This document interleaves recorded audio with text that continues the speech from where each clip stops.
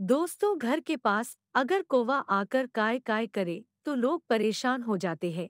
लेकिन एक समय ऐसा था जब लोग कौवे की आवाज से शुभ और अशुभ बात का पता लगाते थे। हिंदू शास्त्रों के अनुसार कौवे को यम का दूत भी बताया गया है। ऐसा माना जाता है कि कौवा यमलोक में जाकर लोगों के बारे में यमराज को बताता है। वही एक दूसरे शास्त्र के अनुसार कौवे को मनुष्य का दूत भी बताया गया है। यमराज के साथ कौवा मनुष्य को भी शुभ और अशुभ समय की पहचान करवाता है। कौवे में ऐसी शक्ति होती है जो कि आने वाले समय को पहले से जान लेते हैं।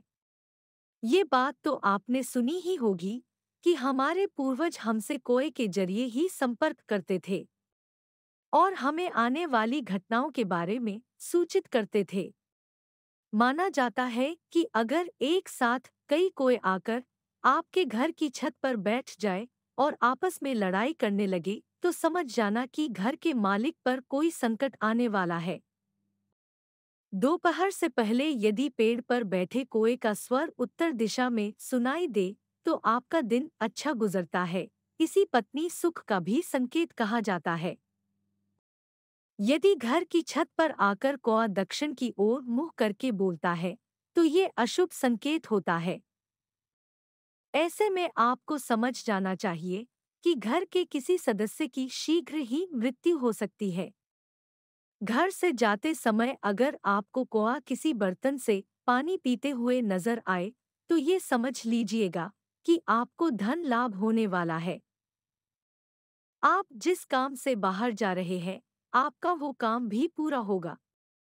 यदि कभी आपको कोई कौवा मुंह में रोटी या फिर मांस का टुकड़ा लिए दिखाई दे तो समझ लीजिए कि आपकी कोई बड़ी इच्छा पूरी होने वाली है। अगर कौवा किसी व्यक्ति पर आकर बीट करे तो ये शुभ माना जाता है। दूसरी तरफ अगर कौवा व्यक्ति के सर पर आकर बैठ जाए तो उस व्यक्ति के बुरे दिन शुरू होने वाले हैं, ये संकेत मिलता है। या फिर उस व्यक्ति की जल्द ही मृत्यु भी होने वाली होती है। कई बार बाहर जाते समय हमारे पैर पर कौवा बैठ जाता है या फिर हमारे पैर छू लेता है तो ये बड़ा शुभ संकेत होता है। इससे जीवन में उन्नति मिलती है।